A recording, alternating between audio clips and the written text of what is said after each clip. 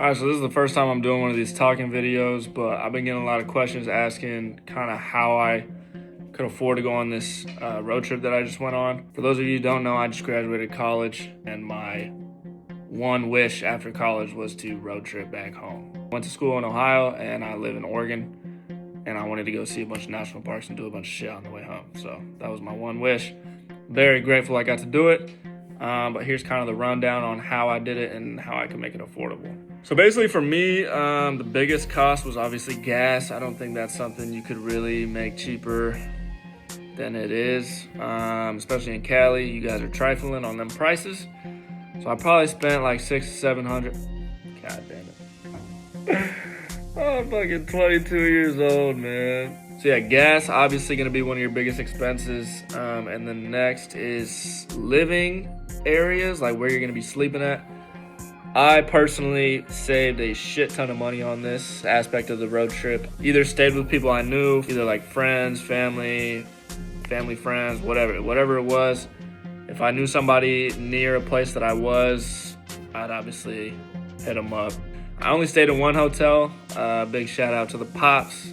Hooked up the Bellagio for the night in Vegas, which was pretty dope. Other than that, didn't stay in any hotels.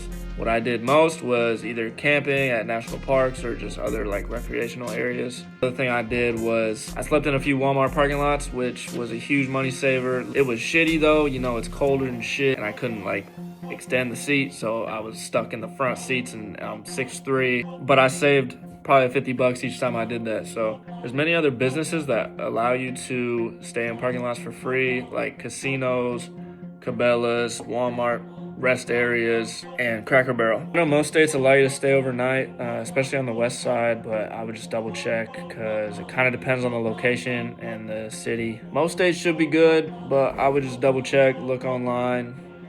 You don't want some fucking security guard banging on your window at 4 a.m. So obviously it's, you know, not the most luxurious place to stay, but it'll save you some money so that you can save that and go do some other shit with it. My dad actually supplied me with the national park card. I forgot the name, like Love Nature or some shit, I don't know. And then the other expense was food. I mean, you know, I'm eating McDonald's, Taco Bell. I bought a bunch of bread too, making PB&Js. Probably had 50 PB&Js. But yeah, I just didn't want to put on this fake persona, having everyone thinking I'm living in luxury and, you know, all that jazz. But it was fun, man. You know, I learned a lot, and, you know, hopefully this helped. And by all means, I'm no travel expert. I'm just a college kid who likes to hop in his minivan and go do random shit. So if you got anything that I didn't touch up on, just shoot me a DM or, you know, leave a comment or do whatever. Sorry, that was really long. Bye.